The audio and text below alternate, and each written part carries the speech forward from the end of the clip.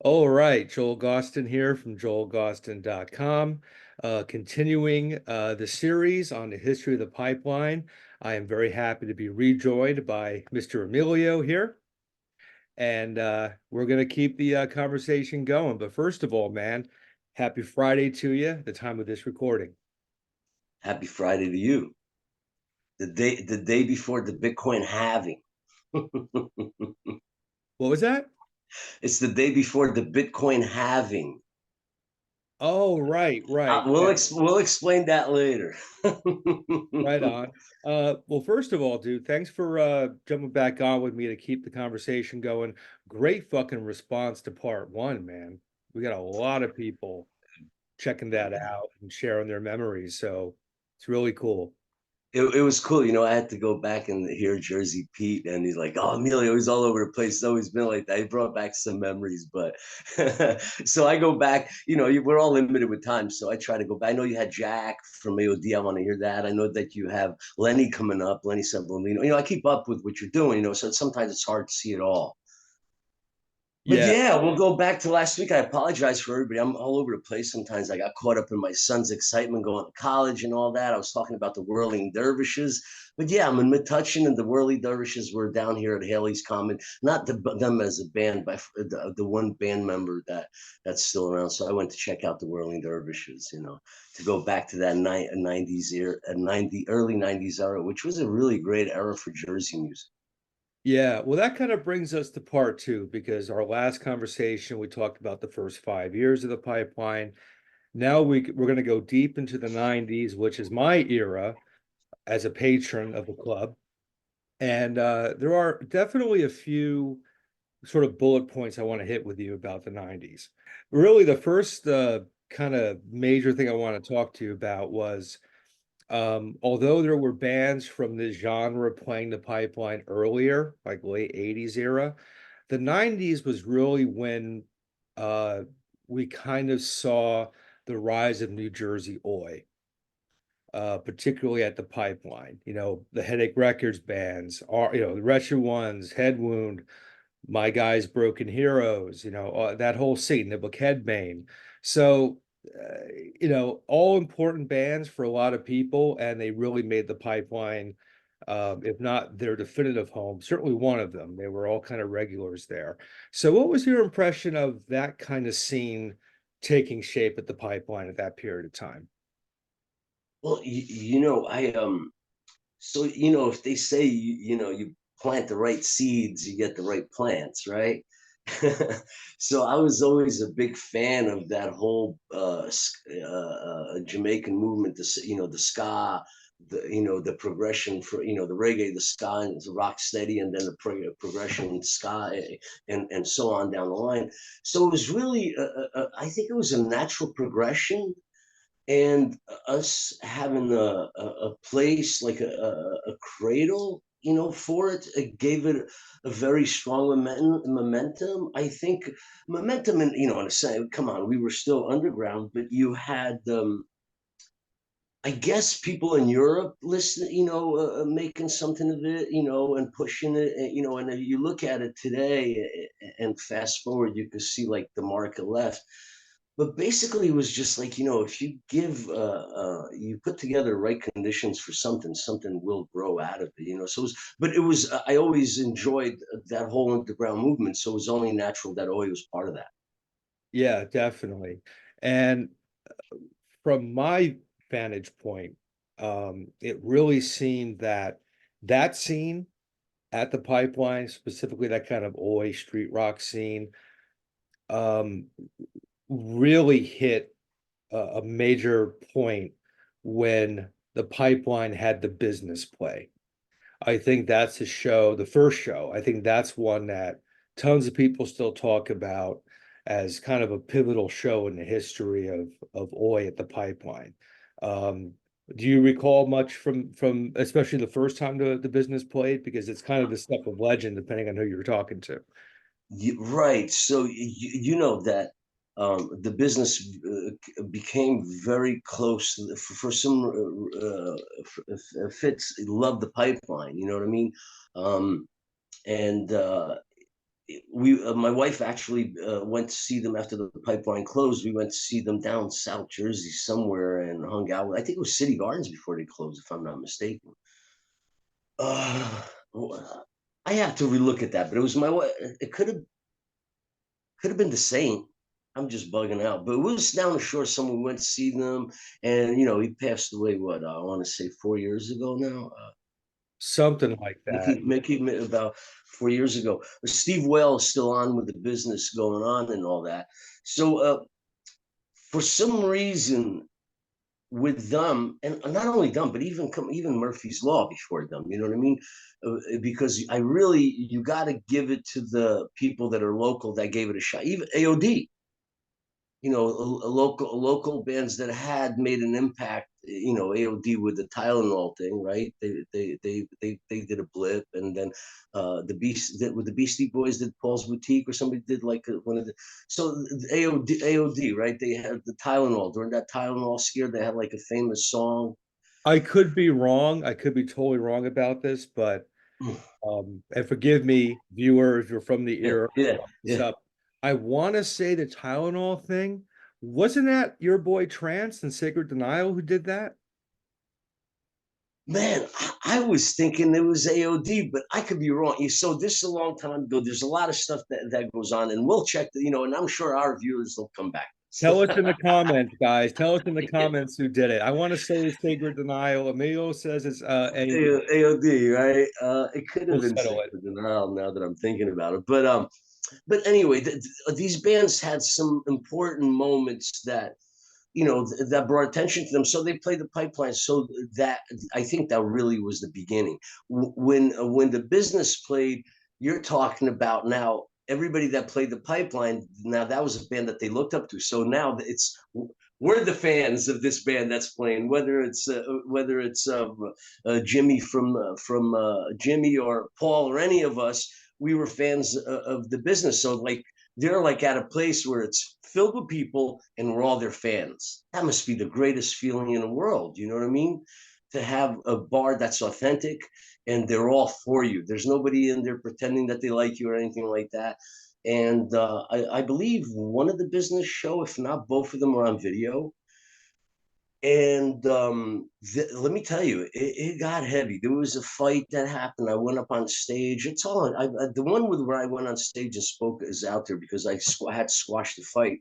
But let me tell you, that pit was so intense that they cracked one of my beams on my building floor downstairs. They split a beam. You know, it was that intense, man. There was some shows there that the Pipeline had to be reinforced a few times. Uh, I but can yeah, I think with the businessman, they were just they felt at home, and everybody that loved them now felt like, wait a minute, if these bands are playing there, then we want to play there. The Thrill Kill Cult playing the Pipeline was monumental, man. If I look back, and them playing, and they played twice too. The Thrill Kill Cult, and then Tom Thorne, he had the Electric Hellfire Club. He yeah, played later on. You remember Tom? sure. I don't know what happened between them, but I welcome everybody the same. I'm not part of people's riff in a say. Yeah. So, but yeah, but the business, and there was more. What else? GBH and Exploited playing, man. These are bands. The Addicts. The Addicts and the Dickies probably put the most. I want to say the Addicts and the Dickies are probably one of the top 10 shows at the Pipeline. Mm, mm. And if no one has ever seen the Addicts or the Dickies, they have to go see them. And especially the Addicts, he just puts on such a good show he puts on he wears the court jester outfit a lot of times, but he's just such a good natural showman. But those bands, man, those bands really helped the Pipeline solidify its mark in the live venue space. I'll tell you the one band that stands out for me just because of how hard they worked and how far they've gone. This was a band that started at the bottom of the bill, pretty much at the Pipeline, and within six to 9 months, they were like the biggest band in the world and are still playing massive venues. Of course, I'm talking about Dropkick Murphys. You know, Mm, they kind of broke their teeth at the pipeline. People don't realize, but there was a time when like they were. I don't want to say anything that would yeah. offend anybody in the band, but Oh, they weren't shit yet. They were just like a band from Massachusetts who came to play the pipeline like every fucking else. And then correct. Correct. And but you know what I like about them? They gave props to the Jersey bands, man. They really they gave to the props to Jersey bands, and I hear when people go see them, like Andy from Niblick and stuff like that, they are very welcoming. You know what I mean? So I think the camaraderie that came out of it is wonderful, man. Really, that camaraderie. But yeah, the Dropkick, and they're still going, right? Like you said, they're oh yeah, still going. yeah, they're playing Fenway Park. Um, the capital of New Hampshire, where I live now, is Concord, and they have a pretty big theater in Concord, and they Hmm, did an unplugged show there. Uh, hmm, and it was a sit down place. And I used to work down the street from this theater. I saw the big marquee, the big ass marquee, Dropkick Murphys tonight. And I was so happy to see that. I'm like, those are guys that we played with, you know, yeah, and they really worked hard. I haven't talked to Ken for a long time, Ken Casey. It's been right, decades. right. I remember But they're him. still working hard, man. Yeah. Do you know during the pandemic they did a stream, right? They United Staging Rigging brought them into the studio and they this a very good live performance during the pandemic. I don't know if you caught that. If you haven't caught it, I'm sure there's a recording. You should go see. That's good. They did a great job on it, production wise. Yeah, I'll definitely check it out. And there were some other cool pandemic era um, performances. I remember another band that played the Pipeline, although I don't know if he was in the band at the time. Harley and the Cro-Mags did a pandemic concert as well. Right, the Chromax did play it. Yeah, so they did. They did. I think, All the bands from New York really played. I can't imagine anybody that didn't play. And if they didn't play, they weren't together. Like Stormtroopers of Death, I don't think they were doing anything. But Billy Milano used to show up all the time to the Pipeline. Billy hmm, was really nice to me, actually, always. And Billy was very intimidating, big dude. You know what I mean? He was yeah. super nice to me all the time, man. Yeah, there was yeah, man, I was thinking, what do I talk about? And I was like, God, there's just I could go into so many things, you know what I mean? But Larry from Niblick Kenbane, man, Larry went to school to be a lawyer. He's a lawyer. He was my lawyer for a minute, and he quit being a lawyer, moved down south to Cape Hatteras, and he's got 4 kids, lives by the beach, and he's happy with that, man. You know what I mean? He's got a new band called M60. Yeah. Yeah. Right, right. So you should get him, man. Larry was great, man. Larry was great at the Pipeline. He created some wonderful moments at the Pipeline, Larry, for Oh, sure. oh yeah. Oh yeah. And Niblick used to practice at the Pipeline for a minute. They were that was their rehearsal space. I didn't know that. Yeah, yeah, yeah. The Pipeline was rehearsal space for Niblick for a minute. Yeah, That's and fantastic. and and the Wretched played for my birthday one year. Like somebody did a private birthday party for me, and the Wretched played. That was crazy too. That was cool. I remember there was a joke among a few bands of that era where we were going to make up tour shirts where it said whatever band it was on the front US tour, on the back it just said the Pipeline, That would have been fun. because where else is there, that was our place. Oh man. But there was definitely a time moving into mid 90s at this point. Um, two more pivotal things happened to the Pipeline. One, you brought in Anthony Trance as the promoter. And number two, hardcore started to have a much more consistent presence, I felt, at the Pipeline. So to kind of get into Anthony Trance, obviously Anthony, rest in peace. He was around the scene, in the 80s doing Sacred Denial. He's an old school cat, or was. How did he get in the mix of the Pipeline? End up taking over, pretty much the booking there. I'm trying to think how Anthony came into the picture of booking. I think he took over when Puglisi Ed Puglisi left. I think that's when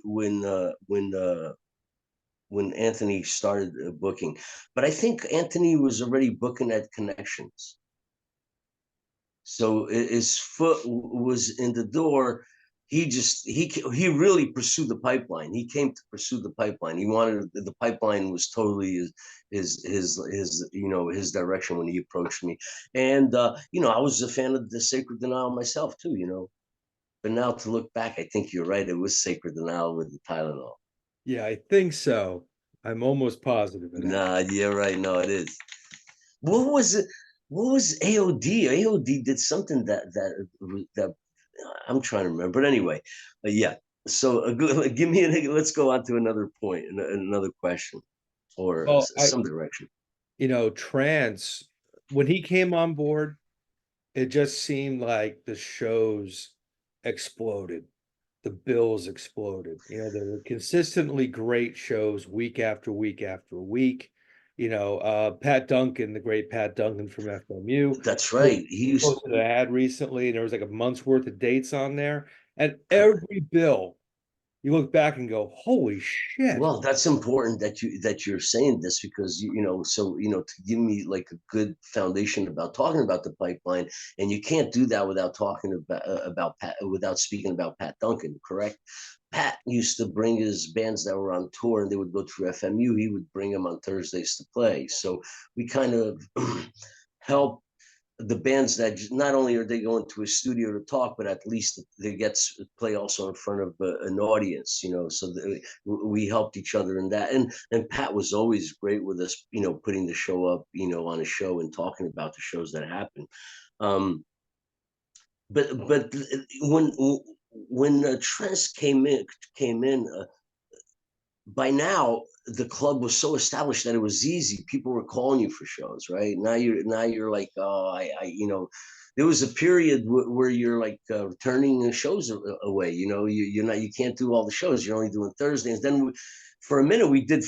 Towards the end, we were doing Fridays and Saturdays, and because the whole right, so the whole movement, man.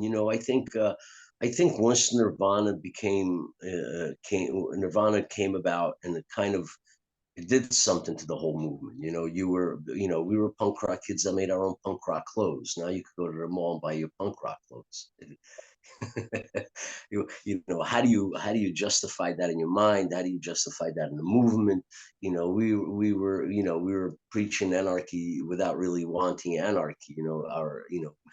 Our anarchy was, I think our anarchy was limited time.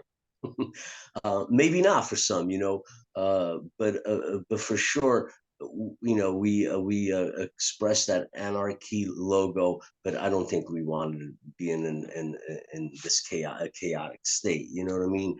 I think there was more of a symbol, an emphasis on something for people to be shocked, including our clothes, right? Man, it's very deep because we were not accepting people to put people down for their looks. We were not accepting people trying to determine who you are by looking at you, trying to, write your book without knowing who you are. And we were part of that. And that type of attitude is going to resonate, man, really hard with people. And if you look at it, Anthony Trance promoted a rap show at the Pipeline, which was Group Home, Das Effects. Mm. Forget who the other band was, but he promoted that show. It wasn't successful money wise, making money. So there's a lot of elements, right? So I was talking about back to Nirvana, that whole element. So you're shifting the demographics, you're shifting populations of clubs, you're shifting a lot, obviously, right? CB's is closed, the Loop is closed, On closed, albums. You're shifting demographics, but you're not feeling it because it takes time. It's gradual, right? Now we can look back and we could encompass it, right? Because I'm trying to give you as much as I can in the audience that you have, where they understand something. Because what we did, you can't dismiss it, so you can't disregard it. We didn't do something light. Yeah. We didn't do something for the world to forget. We did something for the world to remember. The people that are creating the music are troubadours that tell that story that won't allow the story to be written falsely, right? So they're carrying around some truth with them. Uh, so I think we have this incredible needlework fabric that you can't steal from. Mm, You can steal from a lot of things that are very lightly done, but you can't steal from things that have depth. You right. know what I mean? And the underground scene is very deep, man. I mean, I love to use the example of Miami Vice. You know, Miami Vice took the industry of television and spiced it so well with the underground music. I don't know if you watched any of Miami Vice, but they have gothic music, they have underground music in their scenes. And without that music, without that gothic music in certain scene, without hearing, Bauhaus in a certain scene in Miami Vice, it wouldn't, it would never be, later on television wouldn't be the same. You know what I mean? It wasn't the same. I mean, you could fast forward, right? To give you a good example, Trent Reznor, he just came out with another score for another movie. I saw that like 5 days ago after our interview. Yeah. So you have people that are very passionate about music in the pipeline that are in the forefront of their genres. You know what I mean? And it shifts and it moves and it has life, right? So because of hardcore, the way it started, and the hardcore Rick to Life was singing was very different. You know what I mean? Fear and Rick to Life are a very big difference. You know what I mean? Right. But yeah, man, if you have some questions, give me some questions because I'll just ramble. Well, I know one show that stands in mind big time for me because I played that show was when Boots and Braces from Germany played. I don't know if you remember this show That specifically. was a violent show, if I'm not mistaken. That That's was where a I'm really going. violent. Basically, yeah, like the entire club got into a fist fight over what I don't know. Yeah, yeah. But all I remember is like this crowd of fists were like pushing towards the street, all facing towards the door, except for one person, Trance, is facing the opposite direction, yelling to somebody, call the police, call the police. And he's being like rushed out the door with like 75, 80 people beating the shit out of each other. Mm, That I remember. That was right, a violent show. It's probably the craziest show I ever saw at the Pipeline. right. It So just went off that night. I'm just like wondering what triggered what, because the pipeline was very anti-Nazi, Right. right? So you have a place where the world most of the world thinks that skinheads are all Nazis. And here you have a place in North Newark, around the corner from the projects, presenting music with skinheads. Right. It's fucking with people's head. You know what I mean? Like people are like, are you racist? Are you not racist? Like there's so we were very anti-racism to the point. I don't know, and I feel really bad for them because they were nice guys, and I don't, and sometimes, anti-flag played, and Yes. they Mhm. got a lot of shit, and this is just because we had very patriotic people in town. Yes. You Yes. know what I mean? So it's not that they were skinheads because they were racist or they were whatever. It's they were just very patriotic, and they don't like the fact that you're anti-flag and you're saying some of the stuff you're saying. For me, I welcome all that, man. I welcome. Like, look, I'm gonna we are in America, right? You got freedom of speech, so I'm gonna let you be as ignorant as you want to be, right? If you want to be ignorant, I'm gonna let you be as intelligent as you want to be. Now, if I'm home, can you come and knock on my house door and yell in my face all stupid shit? No, you know what I mean? Like, I'm walking down the street and you're in a corner saying whatever you're saying. Do I have any right to shut you down? No. So I keep walking or I listen to you. So the pipeline had it was entrapped for the moment. So if you came in and you said some things that didn't go well with a lot of curing people, I'm sure you know X, right? Oh, He yeah. was a staple at the pipeline. Man, like the whole place loved the guy. Imagine coming in there having a different attitude towards black people, man.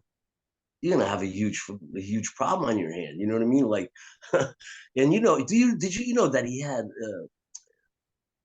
I don't want to get too much into, but you know that his brother Elliot passed away, and his brother Elliot was way before you, man. His brother Elliot was one of the cool black punks at Aldo's. Wow. Oh, wow. Yeah, I didn't know that. Yeah. So there's, bro, I go back, to, even though I only started going in 82 to Aldo's, I go back to Aldo's knowing people that were going to the Aldo's and the Ritz in 1980. I was too young, I was 17 in 82. But I got turned on to, in 82, I got turned on to Black Flag, Fear, Motorhead. But really, my first punk rock album was the Boomtown Rats. One of my first ones too. Bobby Geldof, yeah, and later on, I really have a wonderful life because I've had the opportunity to admire some people that did some wonderful things, and Bob Geldof is one of those person. Most people still don't know how important that guy was in what we call today Relief Aid concerts. Yeah, You know what I mean? absolutely. Yeah, Absolutely. and he's a total punk rock. Yeah. I always loved the Boomtown Rats. I love a lot of his solo stuff too. You know. Yeah, yeah, yeah. Man, yeah. I mean, I love all that. Anything that was underground, whether it was from England, American, if I heard it from Spanish, one of the Spanish speaking countries, the Portuguese speaking countries.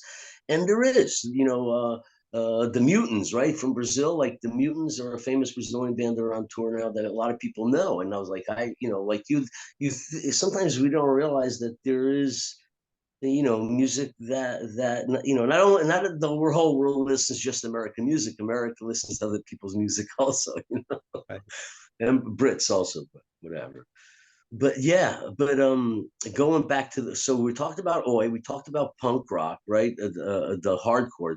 Yeah, the hardcore is weird, man, because it took on a whole head of its own, but we did, we had, H2O is probably one of the more famous ones that came out of that scene, right? H2O.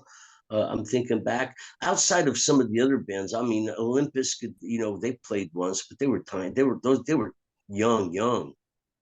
Um, who else, man? That yeah, there was a group of people there that came through. I'm just trying to remember out of California some of the guys that used to come through that with famous like Offspring. Some of the guys from Offspring came through with the bands through the pipeline. So there's a couple of famous bands in California that had members that came through the pipeline through other bands that would say hello, and it was like, hey, Emilio, so and so from Offspring said hi, like, oh really, like, for me it's like, it's like, wow, the pipeline was a really comfortable place where people came in and they're like, wow, I feel at home. I don't have this, really, like I've never been on tour, but I've been told a lot about like situations, and I did read Salad Days by John Romalotti. He did one of the scenes at the Pipeline, one of the book chapters of the Pipeline, Salad Days.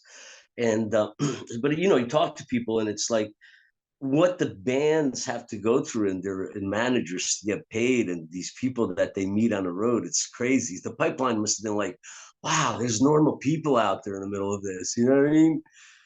Yeah, absolutely. I was thinking the other day about this. The regulars, who I would say at the time, the Billy T's, the Armins, the Larrys, the Andys, Timmy, yeah, there are a lot of those guys who, I mean, yeah, there were crazy people at the pipeline too, but a lot of the regulars, everywhere. you know, Danny Brewer, all these guys you'd see every week, they all Right. had their shit together. They all had careers, it was a real working class venue with people who actually, Yeah. had it together for the most part. It wasn't Yeah, about. yeah. Armin, right? Jersey Pete, all those guys have careers. Yeah. Oh yeah, big time, big time. It always was kind of like that. It was like Thursday night, although I wish it was on Friday because those Thursday nights, man, made Friday fucking brutal to go to work I after know. And Thursday night. and we ran them late too. We didn't run Yeah, them early.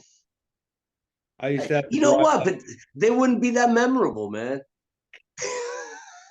they wouldn't be that memorable, I think.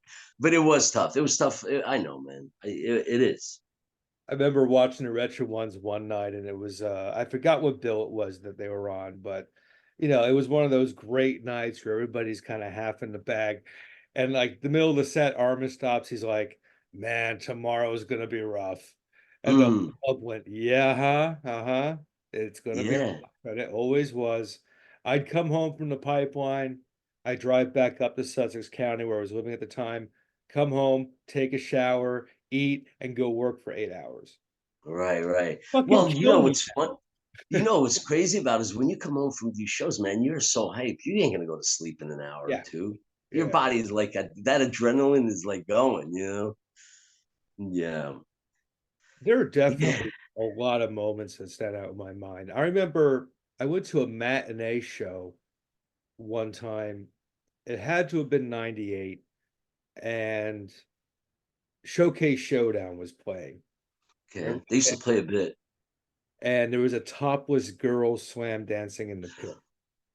Remember that? Yeah, dude, that I do remember that because there's no way you're not going to remember that, right? Do you remember how careful everybody was with her, even though she was all over the place on the floor? Like, but Yep. nobody hurt her. Like, she was able. Everybody was doing whatever they were doing. But like, I don't know, man. There's like sometimes I look at the pit there, and it was something was like looking over it. Something was like don't let anybody get hurt, and you saw the possibilities, right? Because you're standing on the sides and you see the and sometimes it happened, but very rarely. If it almost felt like something was taking care. But I do remember the chick, the skinhead chick with the locks. I almost see her face, believe it or not. Yeah, I see more than her face in my mind, but Oh man, but yeah, man, the pipeline was special, man. You go there like on, because the dance nights really was the blood of the club. The dance nights really supported the band. The band nights really were profitable to the point where you want to keep on. That's why venues don't do it, right? By the time you pay the sound man, the bouncers, and everybody, unless you have a sponsor, you're eating into that profit, especially if you're only living off the profit of the liquor and you're giving the bands all at the door. right. So really, and I tell this people, I don't tell people this lightly. I literally ran the pipeline for 14 years based on the income it made, just so I could live, and give back to the club to survive and keep going. It wasn't like, and I never had a fancy car. I used to go visit, Portugal twice a year because, visit my parents, and my grandma was still alive. So that was important to me. And if I went to a place where I had a home and I wasn't staying at hotels, it was economical for me to do it.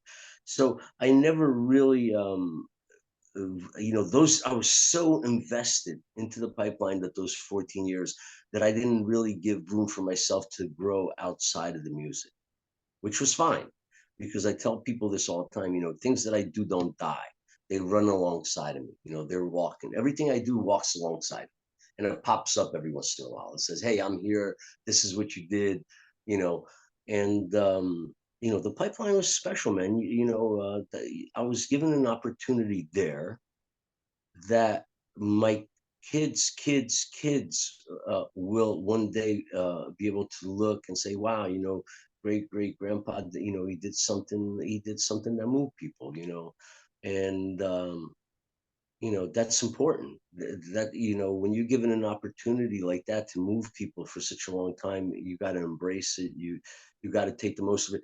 And I did that. You were you were a customer, you were a friend, you were a musician, you were a performer there. You knew that I used to get on that stage once in a while and preach, and what I preached about was always for people to get along and respect each other. But I also stood up for the American Indians. I would normally go up there and do some kind of Native American positive enforcement for people to know that they're not here in America alone. They're here with Indians, and the Indians are still here, the indigenous people. So think about them once in a while. Whenever we have conversations about immigration and all that, think about these people that are here and were here first. Yeah, You know. absolutely. The one of the main reasons why I started doing this channel to begin with was in the last few months, a couple people from that era, specifically from the Broken Heroes family, passed away. And it got me thinking, a lot of us are kind of separated geographically now. We're all a bit older. Let's reconnect and talk about the times, because these things are important. Um, and there are definitely people I met or got to really know well through the pipeline, who obviously aren't here. So I definitely want to, share a couple of names off the top of my head. Uh, Hmm. Rabies. Yes. I remember the entire club did a moment of silence for Ray the night the day he died. I remember that. Anthony Trance, of course. Josh Silverman, Correct. Josh was. Circus. Danny Brewer from Head Wound and the Slags. Anthony Janos, Greasy Tony from the Bristles and Broken Heroes. That was a recent loss. Jeff Stubbs. Mhm. Those are a few that come to mind. I know there are others, but those were definitely people who helped shape me and shape my experiences at that club. Uh, Okay. and of course, Anthony's passing was tragic. It Oh, is dude, itself. that hit me so hard because of different reasons, but we won't go into it. But that hit me extremely hard. I disengaged totally from, going to his funeral and all that. It just like I'm still processing that today because, for me, I got blindsided. But anyway, Well, I definitely think New Jersey wasn't the same scene wise after Anthony left us, because he was so critical in getting those shows together. And it's almost like I know for myself, you don't appreciate certain things until they're no longer here. Anthony was a promoter, not a very easy job. It can be a controversial job because oh, totally, you're totally. inevitably pissing somebody off somewhere, you Yeah, know. you'll never make everybody happy. Right. But when he went upstairs, it was like, holy shit, how fucking important was that guy, for this whole thing that we're talking about and my era, the pipeline and all those shows. And to bounce back, one band that I played a few shows with, shared a bill with, was a band called the Rodneys. Yes, the Rodneys. Yeah. Half of that band became My Chemical Romance, and they're playing arenas and you So know I had no idea about that story until the one kid had a famous like interview where he, was like, "Yo, man, like what play, where did you bust your chops on?" He said the pipeline. I was like, "Well, I don't." But these kids, they were literally kids. yeah. You And they were cool kids. I remember I was playing in Squiggy at the time, and I think the first time I met those guys, they were playing like earlier in the bill or something, and they were like these young kids, Right, right. Very cool, young kids. Yeah. and they were cool as fuck. Like they came over like, "Hey, we're the Rodneys. We really like your band. Here's our band shirt." I'm like, "Fuck yeah, nice of you. Thank you so much." But more power to those guys. They were super cool and very enthusiastic. And I'm sure I still have that Rodney shirt somewhere. I bet that's worth a few meals on eBay now because, you know, I wonder if I have one part of the Pipeline Museum is the shirts that I never threw shirts out, so I have like, I think 6 boxes of shirts from bands that came through that gave me shirts. that's amazing. And Yeah. we'll definitely talk about the museum. Um, but I wanted to kind of get to, all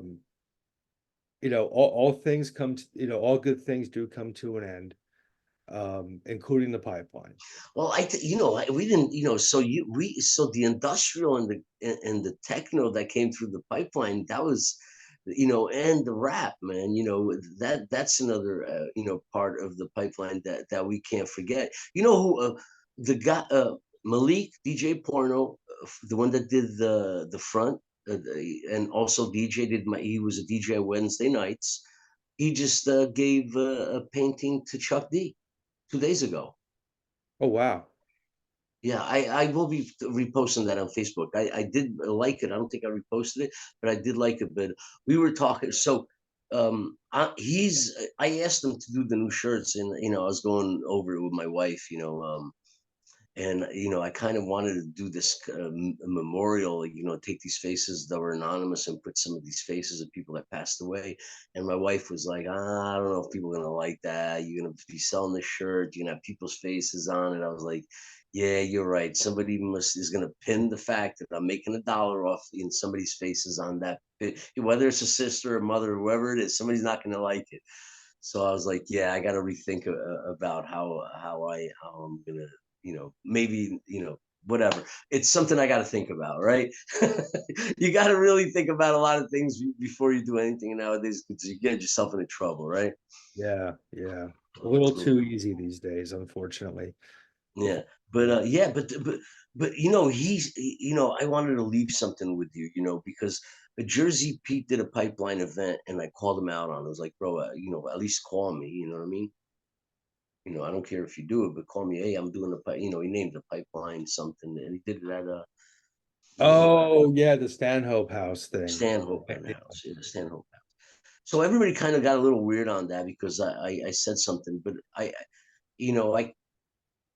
was like, at least let me know. I'm still around. Find me.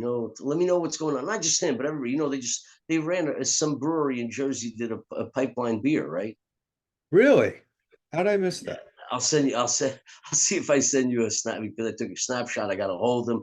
They're like, yeah, we only did one limited run. We don't make no more. I was like, it would have been nice if you guys got a hold of me and send me a 6-pack. But I'll tell you, I'm going to show. I think they're near Morristown. I forgot the name of the brewery. I said I'm going to show up, and I know you got the print on the computer. I don't want beer in a can, but you're going to print me a 6-pack with the pipeline thing. So basically, these guys put out a pipeline, a special brew, and they used the ad. You remember that said "State of Mind," "State of Music." They used that Wow. with the pipes with the beer logo inside.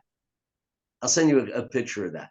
So these things that are happening. Okay, so Jersey did the pipeline thing. So now I was talking to Malik to try to stay on track because there's a lot of stuff, right? So Malik DJ Porno, the one that made the painting for Chuck D. I'm talking to him, and I was like, Emilio, something is happening with the pipeline that you're not going to believe. And this in the hip hop scene, I did hip hop for 5 years, and it was strong, just as strong as any of the other stuff. Believe me. So he's like, yo, they're using the term. So remember the garage? The garage was a famous house club. So even before our time, anyway. So the garage became a term that people use later on, even though it was like, yo, let's garage or let's go garage. So in the hip hop scene, they're starting to use, yo, let's go pipeline. Oh, nice. Yo, that's crazy. The pipeline did enough of an impact where not that people saw it everywhere, but it was so, I'm going to use the word obscure, that people need to tie into it at all costs. So they gravitated into making it like almost mythical, right? In that thing, they're making it a little like, oh, I was there. Well, it's impossible. You're not, you could have never been there because of what you've done, right? So people want to claim that they've been there, they've never been there.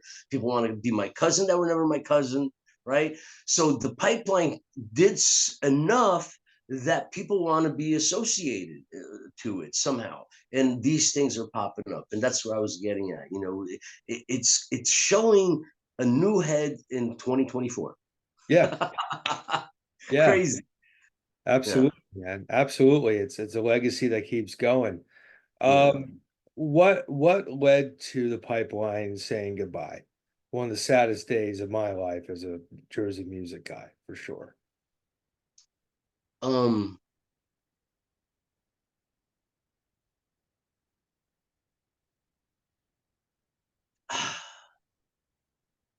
like I said, the demographics all changed hard. You know what I mean? And not long after I went, CB's went like maybe a year or two after I closed. So that progress. So and here's a world famous club, dude. You almost don't have to market it. People wearing CBGB shirts, they don't know what CBGBs is. Come on, you know what I mean? Right? So it's a built-in market. If he can't survive, imagine me. So really, if you could pinpoint it like that, but I think really the politics of my town that year had changed a bit. in Newark, and the politics in Newark still mean a lot. We get down on a lot of countries, for being corrupt, and it's so we have a different corruption, right? You can't go to the local cop and give him $100, let you go for a ticket, right? In Mexico, you could probably give a cop $100 and he'll let you go. In America, that part won't work, but there's other parts that work. You know what I mean? And they get heavy, bro, because I did say about the Bitcoin halving, and we've all heard the name Sam Bankman-Friedman in our lifetime. The guy from FTX. He had the Empire uniforms doing crypto, and he's like a person that paid both political spectrums. So imagine that for the first time, somebody is like, no, you know what? I'm not just going to bank on one political side. I'm going to bank both political sides so I have some influence. And they gave him only 25 years, right? They gave what's his name? What was that guy that went to jail? That was never even did a trade in his life. His kid hung himself. His wife's still alive. Uh, Wall Street guy, man, the old guy with the glasses, but they gave him 150 years, right? And they gave Adolf. Sam it Madoff like a bandit, exactly, Madoff. Madoff got 150 years. This kid only got 25 years. So that just shows you. And I know this for a fact. I know that this is he literally he knew that he had to pay both sides off for him to have some kind of influence at the end when shit went rough, if it went rough. And he was dead on. He's not going to die in jail. He's going to be like maybe 53, I think, when he gets out, because he's young. Yeah, yeah. So you have all of this that occurs, man. But I'll tell you, I'm pissed, man. I'm so goddamn pissed, man, that they're killing kids so easily now. Whether it's the Israeli people, whether it's the Russians, whether it's people in Haiti or South America, wherever it is. Life has become so cheap, man, that we're killing kids without having like a regret, without having like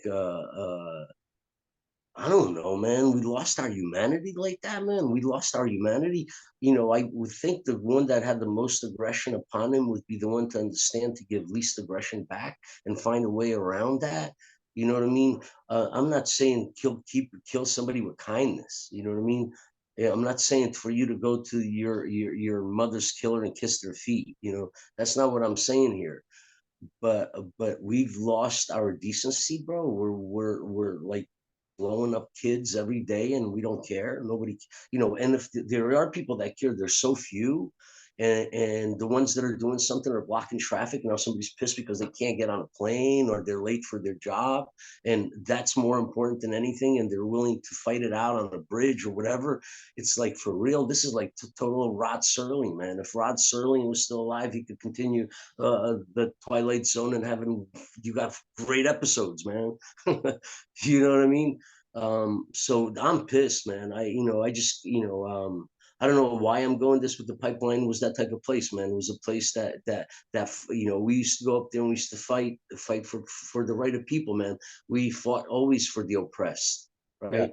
So that's the way I am. I fight for the oppressed. You know what I mean? And the oppressed could have been wrong at one time, but I look at it as like, if a bully knocks out somebody and he's still like stomping on a person and they're passed out on the floor, like, where have you lost yourself to the point of beating a corpse?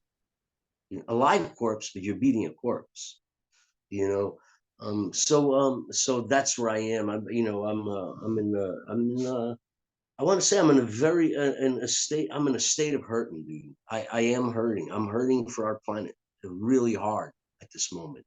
I don't have answers, but I could talk a lot about where we went wrong, and I like to use this explanation to people sometimes.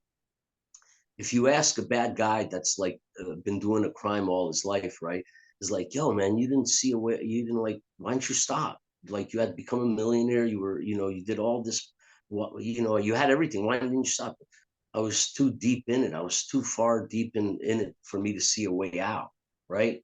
So I always use that example. It's like, how deep are we as a species, as a human, that we can't see the negative and find our and weed ourselves out of the negative things that we've, and it gets heavy, dude. It gets really heavy because then you step into parts that are critical in people's minds, in conflict, and whether it be political or socio geological, geographic, should I say. And I'll give you an example. Imagine we had a planet without borders. You know what I mean? We wouldn't be fighting over borders, would we? You know what I mean? Now, how do I find that solution for you? I don't have a solution for you, but I could tell you, if we didn't have them, we wouldn't be fighting over them, right?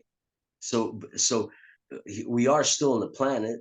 We're not like in Mars and Venus. We are in one singular planet, maybe divided by water, by quite a bit of water at times, but we are still of a singular planet. And I think until we see ourselves from this place as one, until we see this place as a home for all of us, we're just going to have this real crazy dysfunction, derelict humans.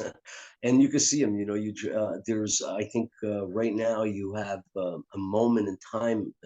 I don't think it's just America where you have people find themselves unafraid of consequences of law, right? And when you have people running around with no consequences for a crime, you'll commit a greater crime all the time. You know what I mean?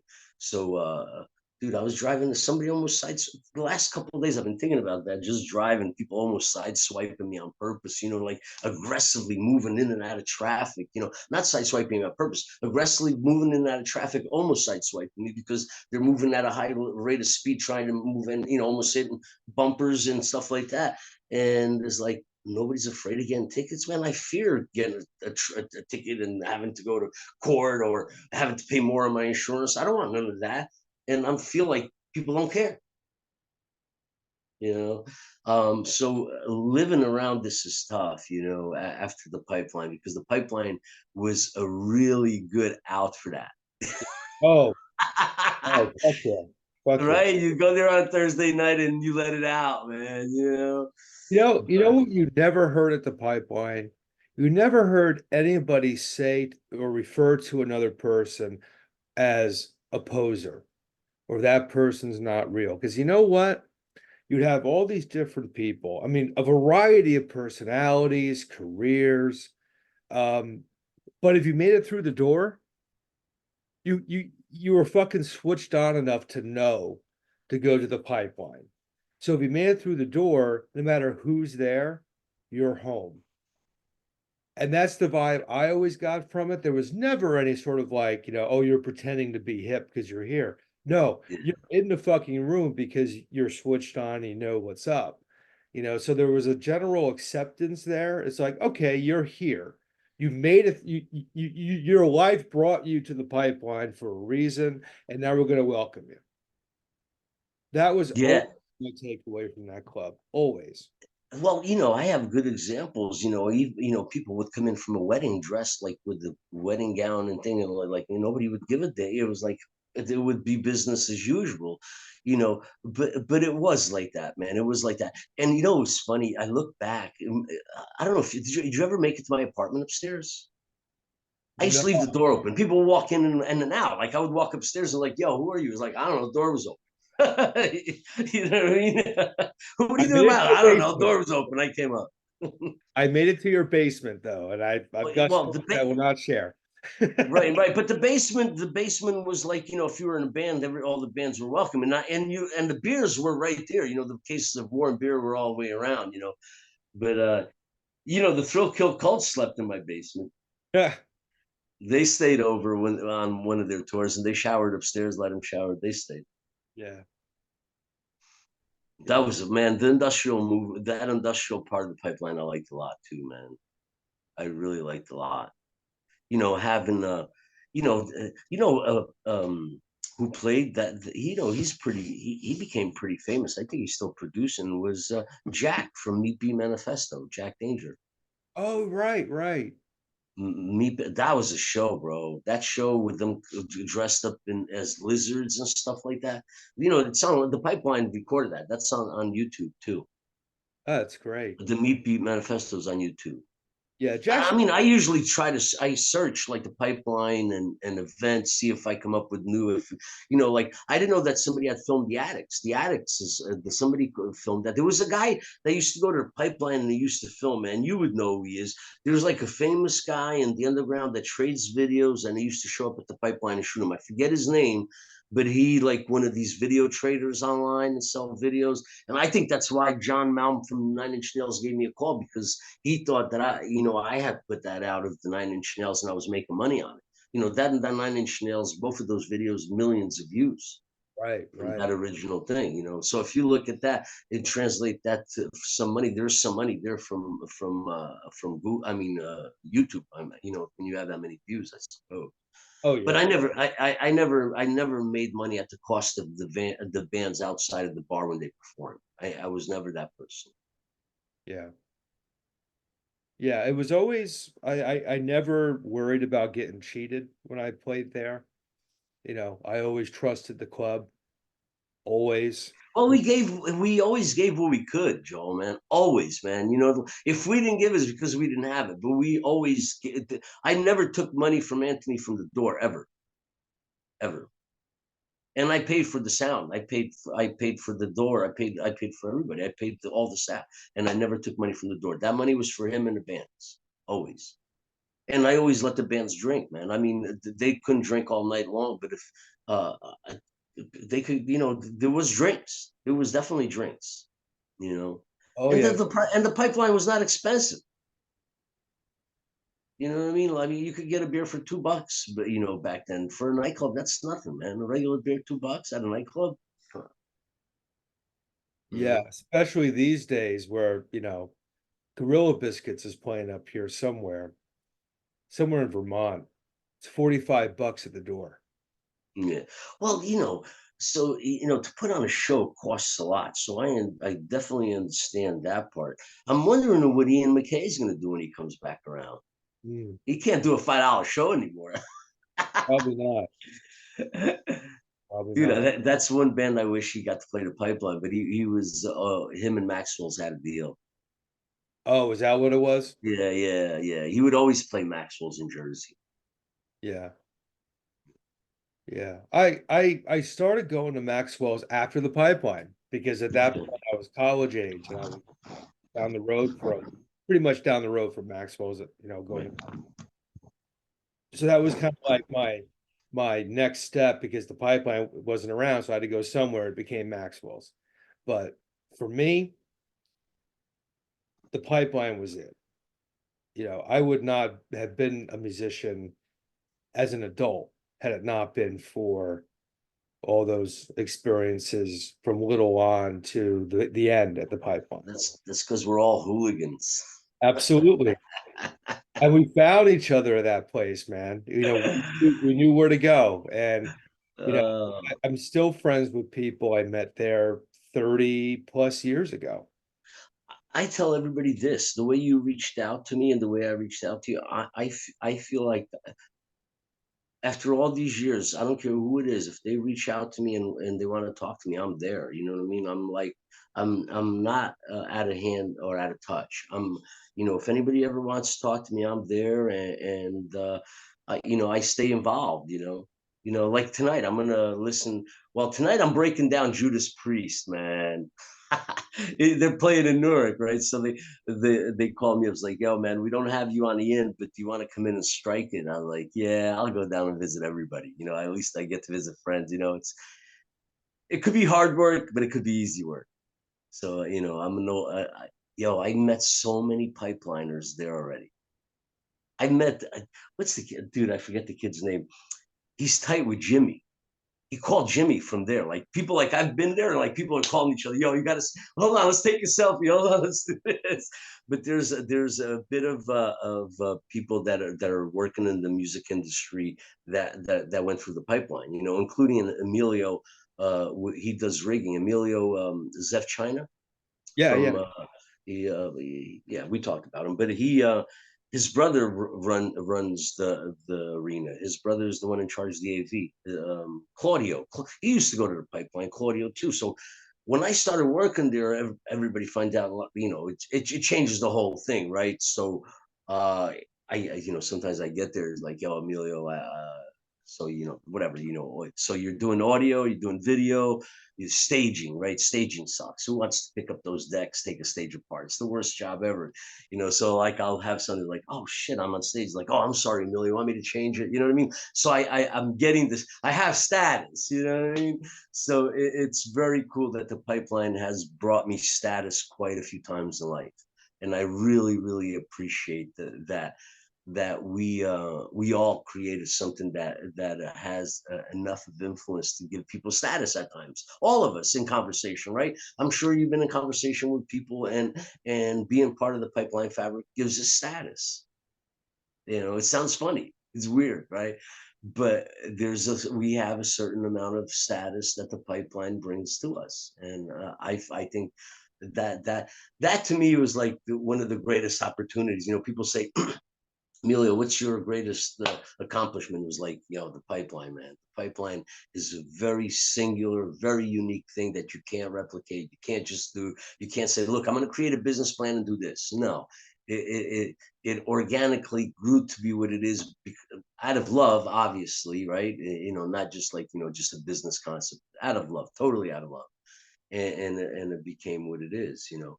But you know, I was given that opportunity twice. You know, this is my next phase of life that I'm in now. You know, and two, you know, at the pipeline too, I had gotten married and owning a club too at the time, and being married was not going to be conducive for where I wanted to go to.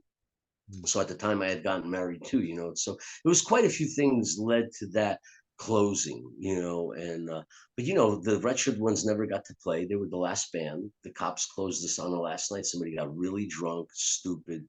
uh I don't remember exactly what happened, but the ambulance came, and the ambulance is about to take off, and the kid comes fucking flying out of the back door onto his face on a pavement. Oh, Now they call the cops. The kid wants to fight the world. He doesn't want to go in the ambulance. He's all bloody without a shirt. There's more people outside the pipeline than inside the pipeline.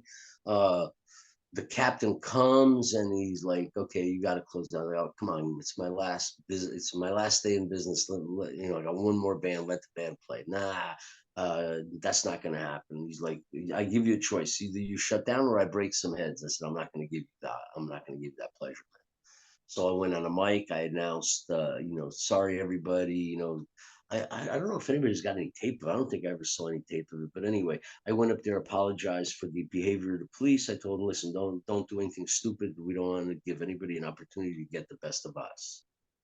So if you want a stool, if you want something, take it. So some people took stools, some people took a clock off my wall. So some people took some mementos, you know what I mean, when they left that. I opened up for friends just to get rid of my alcohol, like once in a while after that. You know what I mean? Like on the Sunday, like some people would come together, so I get rid of all the booze that was left over. And the place next door bought it, which eventually went out of business. They just bought it because of the real estate. And I don't know what's going on there, but I claimed the location on Google. You know, that's if you look for it still today, you know, people that I get phone calls, bro. I still get phone calls because my number's attached to it. It's like, yo, you're open tonight? A phone call, a phone will ring 2 a.m. My wife is like, hey, somebody wants to know if the pipeline's ah, open. Oh man. So yeah, that was a way to keep it alive in a sense, you know, that thing that I did. But I am planning on doing some reunion in the future, but I want to do it sponsored. I want to do unique, you know. Reunions are always kind of weird. People have done the ones in the past. John used to work with me. John passed away. Big John. He was at the door a lot. Big blonde dude. You probably seen him. Yeah, yeah, I'm sure you had seen him. John passed away. Oh, it's got to be probably 10 years ago. But John was very special to Pipeline. He helped me a lot. There was a few people that would come in very regularly. They had different skills and would help, and John was one of them. But John, you know, I helped out with a concert in South Dakota, right? It was the indigenous concert. put together. And at the time, somebody that I knew got a hold of me. He's like, Emilio, can you help and push out the word? So I did help push out the word. So just so you know, bands that a few people came from Jersey, including Brian. Brian from he does Brian Fitzpatrick. He's good friends with the, you know who it is, right? He showed up there. A few other people showed up, but the big bands that showed up under me was Black Uhuru, Oh, wow. um, Yothu Yindi out of Australia. Remember I told you I was going to the IMC International Live Music Conference in London? Well, whatever I had addresses from these promoters and producers, I sent them all this thing that I was helping out with this concert. So Chuck Berry played. There's no pictures. The only pictures that exist of that event is the ones I took, and they caught me a few times, so they made me put my camera away, you know. But the pictures that exist as a storm came through, right? Mm. Great White played. Uh, I'll remember, but I had John gave me a South Dakota flag for the band to sign. The only band that didn't sign was Chuck Berry. Chuck Berry drove himself in his Continental, did the gig and left. Oh, Taj Mahal played, dude. That he did something that I had never seen in my life. He broke a string playing his guitar, and he kept on singing, playing his guitar while changing the string. Wow. That's Wow. a master. That's a master, dude. Oh, yeah. That's a master right there. That's like the one guy that rolls a joint with one hand. But that Taj Mahal played too. So anyway, the second day we're playing frisbee, and there's like a turtle that the kids go in, right? One of those giant turtles the kid could go in. Just to tell you the story. It's a good story. Guy gets a hold of me from South Dakota. I'm running the pipeline, knows that I got contacts. I put out my feelers for contacts. I go to the show. Only 500 people show up. The show could accommodate, 100,000 people. That's how much equipment's out there. So prep day is over. The next day the show starts, and our band. So the first day we have no bands that play. No bands play the first day because the storm came the first day. So everything is ready to go, playing frisbee, right? And there's this, on the horizon is this darkness, the most evil darkness. And this is the Badlands in South Dakota. This is not city. We're literally in the Badlands. I mean, you got Wounded Knee, you got Manderson, you got Keeley, all these little towns, but we're, out in the middle of this field with no towns. There's no town, but ready for 100,000 people. 500 people show to this event. Anyway, first day before the first band, darkness is coming, and I'm like, what the hell? So we stay. I have my car right next to the stage. I had my car actually behind the stage. So I go in my car, but I come back out of my car, and at this moment, down like I want to say like 500 feet from me is this the turtle, and it just grabbed the turtle. The wind grabbed the turtle, and now the turtle is like gone. So I go get in my car. I run to my car, and I drive my car in front of the stage. That darkness now encompasses us, and it's dirt, dust. You're in the middle of a dust storm, you can't see anything. And my car's shaking and moving and shaking and moving, and I lose sight of the stage. The stage is only 10 feet in front of me, right?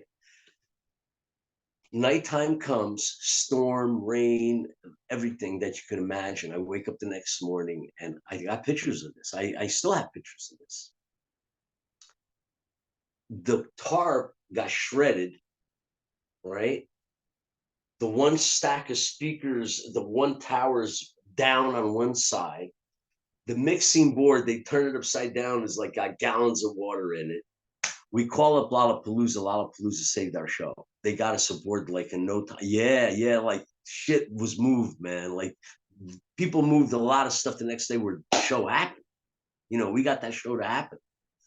But so the tarp became like braids. It looked like a woman like sideways with two braids. So everybody thought it was like, it was like some sign. I can't go further into it. But anyway, there's very few pictures. I got some pictures of that night. And I want to finish with this because there was a band that played this in a cappella girl group called Eulalie. And when Eulalie played, it was very magical because we're in a desert and the stage is being lit up. So all the moths, everything gravitates towards the stage, right? So this acapella, they do vocal like you have hard to explain, but they do vocal effects, which is mesmerizing. It drives deep into you, and these girls are up there doing their thing, man, and these moths are going up and they're creating a heart and they're just dropping after the heart is created. Mm. And I was in doing mushrooms. I was in doing psychedelics. I was as straight as can be because you can't bring anything into the reservation, right? So for me, it was a very moving event that there's very little knowledge that it happened. I have contracts. I have stuff that I sent out. So like this is all part of the Pipeline Museum. Also, is things from that event that was very obscure. But you're talking to Taj Mahal, Black Uhuru, Great White, Chuck Berry. There was some very heavy bands that played for like there's less than 500 of us there, man. Wow. Yeah, very private in the middle of the desert on top of it all with a sound for 100,000 people. You could imagine how that was, that sound being able to just move. It was very, very special moment. But yeah, Brian was there. Brian showed up to do a piece. Um, so the pipeline, dude, the pipeline has had some pretty incredible moments, you know what I mean, because of what it was, including that. But like we did the first rave in the tri-state area. The first rave in the tri-state area was done at the pipeline. I could comfortably say that. I could really comfortably say that. But Jack, do you remember Jack? Jack used to work for the aquarium. Jack Pavlik. He was in a band, Sweet Convulsions. Sweet Convulsions, correct. Jack, he also promoted some of my nights. He's another one, uh, dearly departed. Yeah, yeah, for sure. So, but the pipeline, dude, Joel, man, including you, there was a bunch of very unique, special people in music, period. You know what I mean? And still have a lot to say. You still have a lot to say. Other people still have a lot to say. You know what I mean? We're not done yet. No. No, we're not done yet. I don't know how it continues, but we're not done yet. Maybe our kids, who knows? But we're not done. Well, Uh, I'll tell you what, this series isn't done either, but I think we're in a good spot to conclude. yeah, What we're going to do is, you and I will talk in a few days.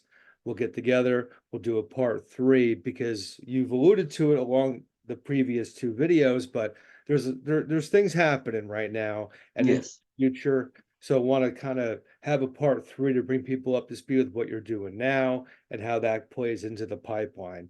But for Oh, this, but before I forget, you know who I wanted to mention, man? Iggy and Roma from Two Tone.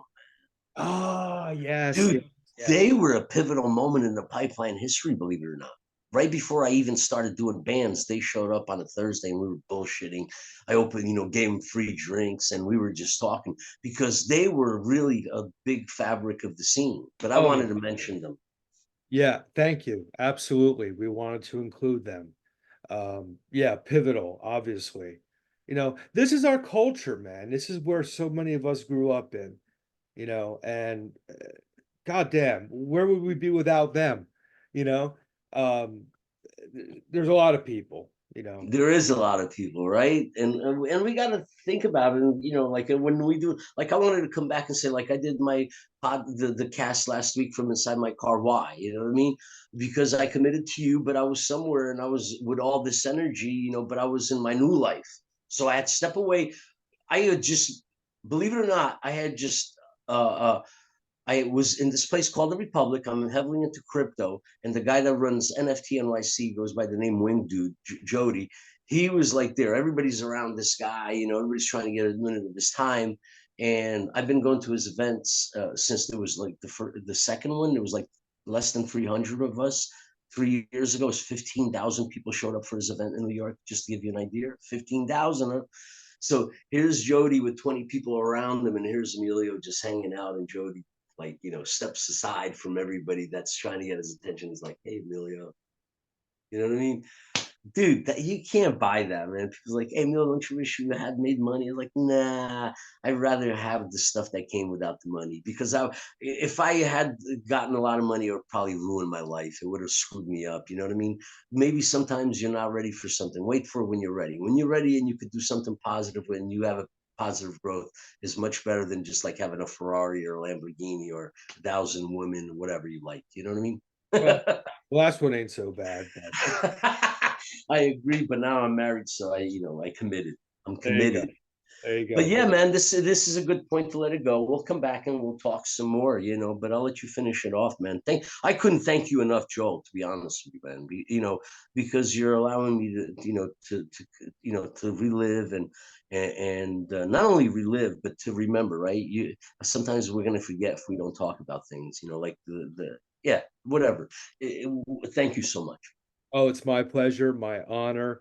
Thank you for being such a great guest again, a great storyteller. And we're going to come back in a bit with part three. Thank you, man. Thank you. Thank you. Thank you.